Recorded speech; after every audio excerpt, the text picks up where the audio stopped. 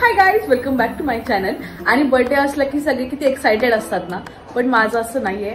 यावेळेस या आठवड्यात 2-3 दिवसावरती माझा बर्थडे आलाय आणि माझ्या दाढीची ट्रीटमेंट चालू झाली आहे. यावेळेसचा बर्थडे वीक असं जाईल असं मला कधीच वाटलं नव्हतं. 2 दिवस झाला दाढ खूप दुखत होती आणि आज मी चेकअप करायला गेले तर कळलं की माझ्या दाढीमध्ये इन्फेक्शन झालंय.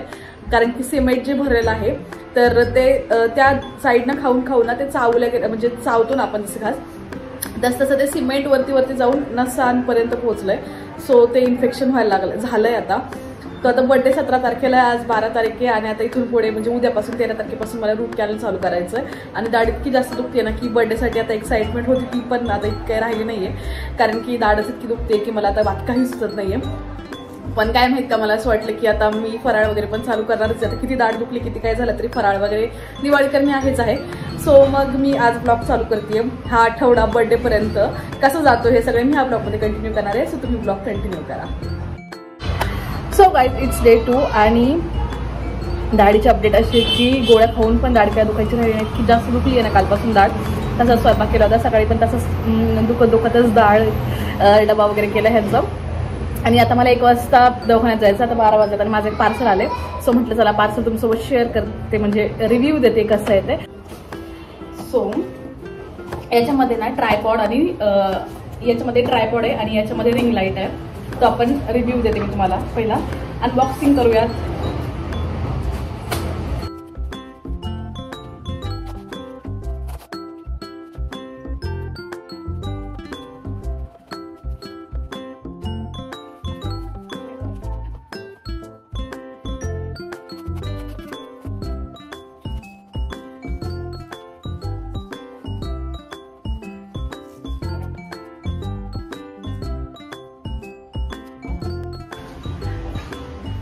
सो बघा ना, भरपूर मोठा आहे पण ह्याला ॲडजस्ट कसं करायचं आहे ते आयडिया नाही आहे. त्याच्यामुळे मी काही ह्याला ठेवून उपयोग नाही आहे.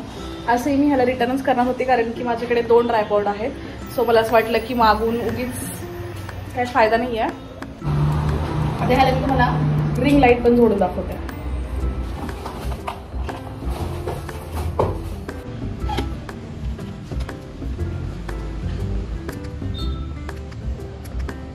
सो लाईट चेंज होत आहे.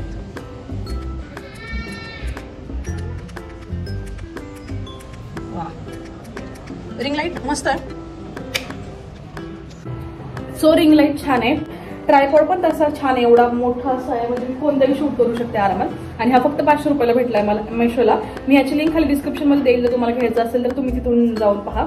पण मी काय हा ठेवत नाहीये कारण की एकतर मला ते दोन्ही कसं जोडायचं ते माहित नाहीये आणि माझ्याकडे ऑलरेडी 2 ट्रायपॉड आहेत घरात. हा जेव्हा मागवलेला तेव्हा मला असं वाटलं होतं की ह्याचा यूज होईल, पण आता मला असं वाटतंय की आता सध्याच्या तरी मला ह्याचा काही यूज नाहीये. सो त्यामुळे मी हा रिटर्न करते. जर मी ठेवला तर मी तुम्हाला तसं अपडेट पण सांगेल, पण आता तर मी रिटर्न केला आहे.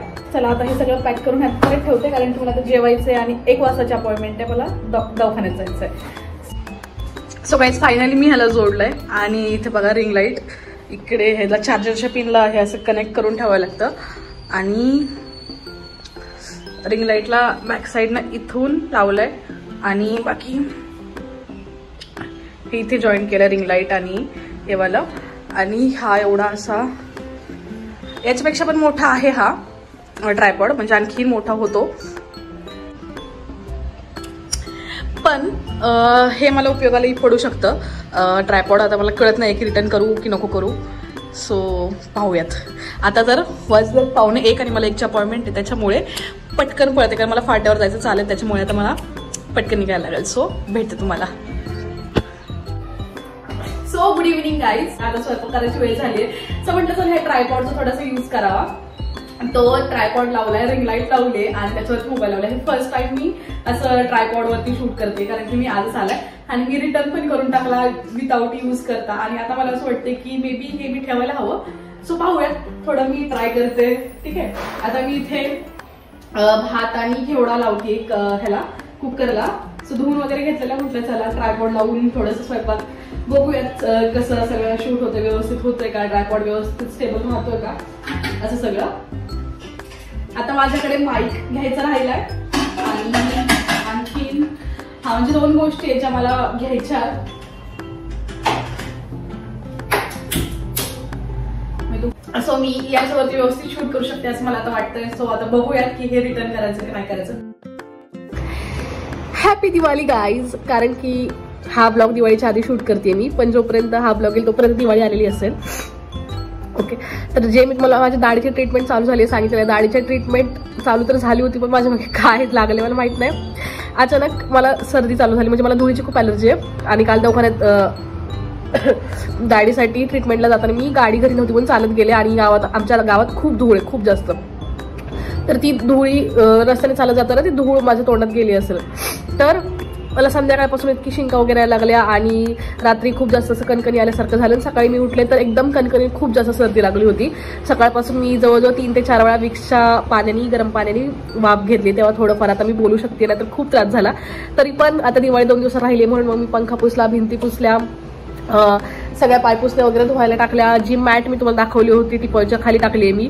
तर ती मॅट मला हाताने धुवायला लागली, पण मी धुवून टाकली कारण की आता दिवाळी 2 दिवसावर आहे आणि किती आजारी असलं तरी नाही सोडतायत ही कामं. त्याच्यामुळं ते पण करून टाकलं, घरातलं सगळं आवरलं. आणि आता फायनली वाजलेत 12, 12:15 काहीतरी झालेत. तर आता मग म्हटलं की पहिले दवाखान्यात जाऊन यावं, इंजेक्शन घेऊन येते. सो म्हणजे सर्दी आणि कणकणी जाईल. आणि परत उद्या पण दाढीची ट्रीटमेंट जी चालू आहे त्याची उद्या अपॉइंटमेंट आहे. काल झाली, आजच्या मध्ये गॅप आहे आणि उद्या करायचं. सो सगळं आहे. माझा अवतार बघून तुम्हाला कळतच असेल की चेहरा थोडा सुकलाय. कारण की काय सांगू, दाढीचं परत सर्दीमुळे कणकणी हे सगळं इतकं जाम झाली मी. सो आज तुम्हाला सांगते, आज 15 तारीख आहे, 15 ऑक्टोबर. आणि माझा बर्थडे येतोय 17 ऑक्टोबरला माझा बर्थडे आहे. काय माहिती मी बरी होती का नाही तोपर्यंत.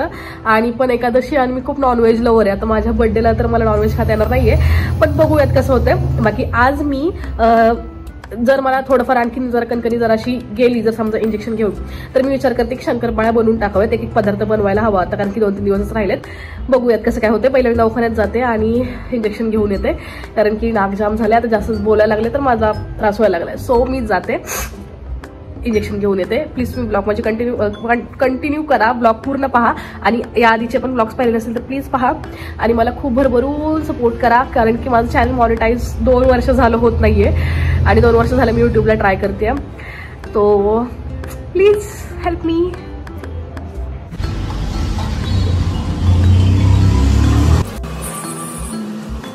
सो आता मी दवाखान्यामधून घरी आले आणि त्यानंतर तुम्हाला जे मी सांगितलं होतं मॅट मी धुवून ठेवलंय, तर ते मी वाळवायला बाथरूममध्येच ठेवलं होतं थोडा वेळ. म्हटलं पहिलं त्याचं पाणी निथळू देत, मग मी त्याला टेरेसवर टाकणार होते. सो मी आता त्याला टेरेसवरती घेऊन आली आहे आणि म्हटलं आता इथेच वाळायला टाकावं, म्हणजे ते पटकन वाळेल. कारण की खाली गॅलरीमध्ये वरती पत्र आहे, त्याच्यामुळे मग तिकडं काय वाळणार नाही, ते 1-2 दिवस लागतील. त्यापेक्षा मग म्हटलं टेरेसवरतीच टाकावं, म्हणजे मग लवकर वाळेल उन्हाचं. सो इकडे जरा धूळ होती त्याच्यामुळे मी इकडे वाळत टाकलं. आणि इथून पाणी रस्त्याला पण नाही जाणार, इथून खाली दुकानं आहेत त्याच्यामुळे. आणि ही अशी धूळ पण होती इथे. ठीक आहे, आज वाळेल. आणि हा आमच्या घरावरून टेरेसवरूनचा व्ह्यू.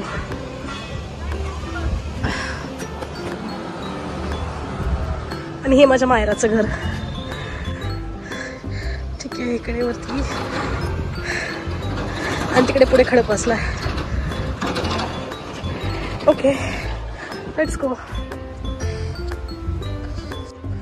सो गाईज आता मी जेवायला बसले. हे आहे मटण, मटणाचा रस्सा, सुक्क मटण, भाकरी. रात्रीचं आहे हे सगळं जे राहिलंय ते. मी दुसऱ्या दिवशी मला शिळवालं मटण खायला खूप जास्त आवडतं. सो गाईज मी आता जस्ट झोपेतून उठले आणि इतका जोराचा वाकडा तिकडे पाऊस आलाय. आणि वरती टेरेसवरती माझी मॅट भिजत टाकली होती दुपारी मी, आणि आता सगळी मॅट भिजली असणार आहे कारण की खूप जोरात पाऊस आलाय. बघा कसं वाकडा तिकडे पाऊस होतोय.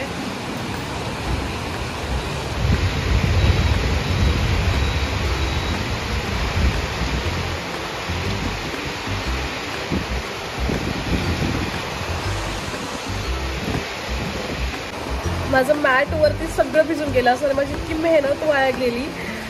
आता पावसाच्या पाण्यामुळे मला ते परत मला धुवायला लागेल. शिट, का आला एवढा जोराचा पाऊस. सो गाईज संध्याकाळच्या 7 वाजलेत आणि मी आली आहे माझी मॅट चेक करायला आणि सगळी ओली झाली. ऑफकोर्स पाऊस आला म्हटलं. शिट यार.